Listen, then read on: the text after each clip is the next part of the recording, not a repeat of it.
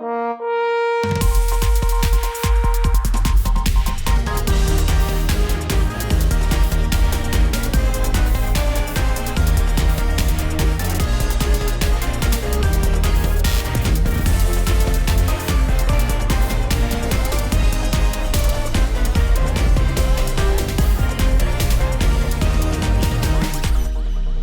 good, Oilers? I'm Gavin Alsop, and this is Campus Update. We've got a lot in store for you this week, so let's get right down to it.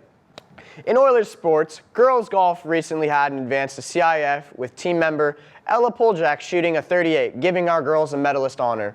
In girls volleyball, our team defeated Fountain Valley 25-16, 25-12, and 25-11. In boys water polo, our team overcame Newport Harbor, scoring 12-11, putting them 5th in the CIF SS Division I. We sent one of our correspondents out to the track to catch up with our very own cross-country team. Started out really strong. We did a lot of, we came into our first races with some pretty impressive times, and I think we're ranked pretty high over on the state, like I think 7th in the state. We started off being ranked, which is pretty impressive, and as we went along, we got better. We definitely improved, and we're looking towards the end of the season now with a final race at Mount Sac as a last invitational, and then we have Sunset League finals coming up next weekend. So it's looking good so far, and hopefully we finish good. This season so far we've done really well. We've been training since the summer, and so we've been putting in a lot of work, and it's great to see like how we've progressed through the season, and we're doing really well, and I'm happy where we're at. Well, with the varsity guys, we've got a tradition, so we've run in each race, just like not looking too far into the future. We focus on each race, so we're doing this race, and then the next one. But we're preparing by, you can't really train too much, just 2 weeks ahead of CIF. So we're looking at getting new uniforms. We're just gonna hope that we perform well at this race and then Sunset League finals and make CIF, which we're definitely looking at doing. Me personally, just making sure I get like the entire workout in every day and putting in enough work to where we'll do well in CIF and hopefully go on from there. Cross country is just a lot of fun. I mean, I've done track and stuff through high school, and track has always been great, but I've always wanted to do cross country, and it's a lot of fun, and the team's just a ton of fun as well. There's actually been a lot of changes, definitely with the involvement of like the lower levels. Like we've got a lot of more JV guys that are actually running with the varsity and doing the workouts, so next year we'll have an even stronger varsity. Be sure to head out to the track and encourage our cross-country team. Have you ever thought about what goes on in the mind of our students? Recently, I went around campus to find out for this week's episode of Hall Talk. Hall Talk! Sean, how are the barrels this year? Aw, dude, they're so gnar, dude.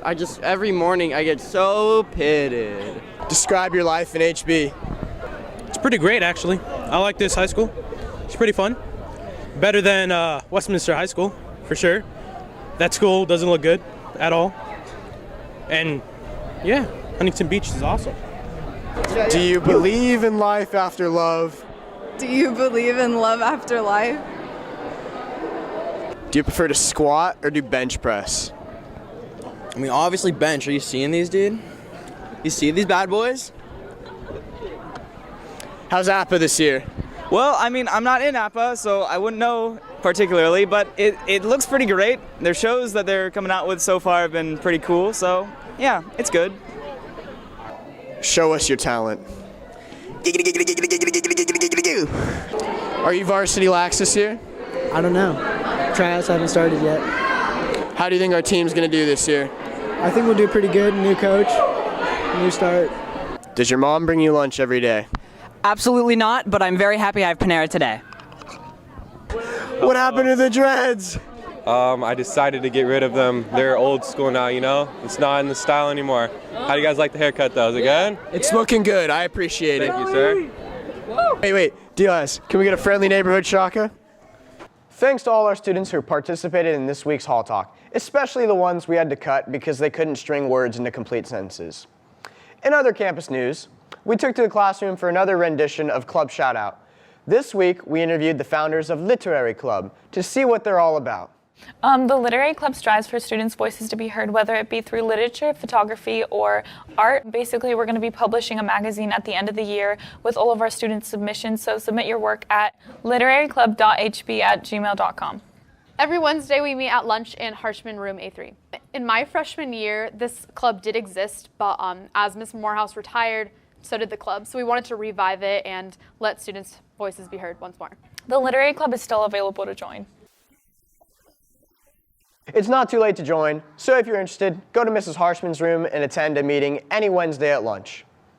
In other news, the biology department will be hosting their second annual trip to Belize, where you get the unique opportunity to study wildlife abroad. The purpose of this trip is to get students to go to Belize to do some field research and to travel and to snorkel in the tropics. The students will be assisting with the field researchers of the dolphins. We'll go out on the boat every day.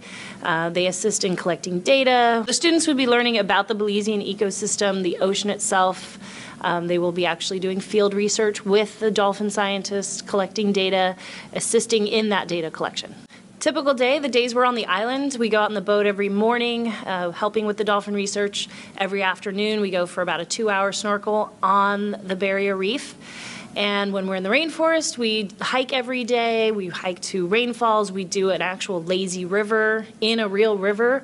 And then we also interact with the local Mayans and do a cultural exchange. Students also get over 25 hours of service hours. It looks great on a college application.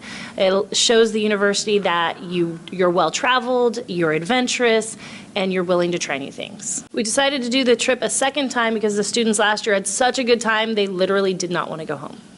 So we offered it one more time. I'm not sure if I'll do it in the future, but definitely this year. Thanks, guys. Continuing MMET's annual tradition of Beatles concerts, this year's show is the first in a string of annual concerts celebrating their 50th anniversary.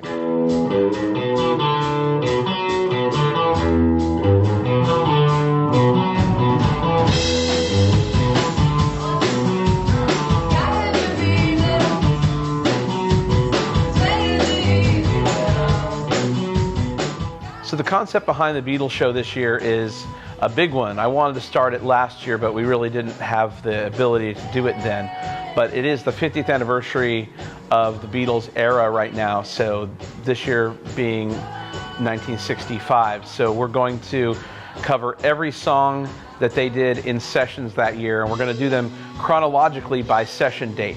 And hopefully over the next 5 years, we'll be able to keep this series going, and next year we'll do 66, and then we'll do 67 all the way through 1969.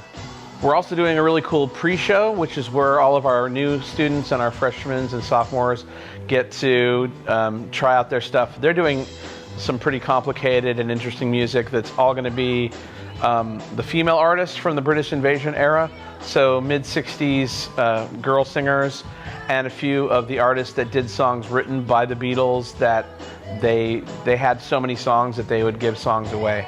And that starts at 6 o'clock each night, and then the big Beatles show starts at 7:30. The show's running November 5th and 6th this week, Thursday and Friday. And it's all a fundraiser for MMET. So all the stuff that we have at MMET as far as our equipment and our computers and our cameras and our guitars and stuff, all that's paid for by fundraising from people that come to see these shows. So every ticket that you buy, all that money goes straight into helping fund our program here at the school. And remember, kids, the school doesn't buy MMET all those guitars and cameras. Tookuses and the seats at the Beatles show do. So get a ticket for the most immersive show of the year this Thursday and Friday. It looks like that's all we have for today, Oilers. I'm Gavin Alsop. Remember to trap out Village View.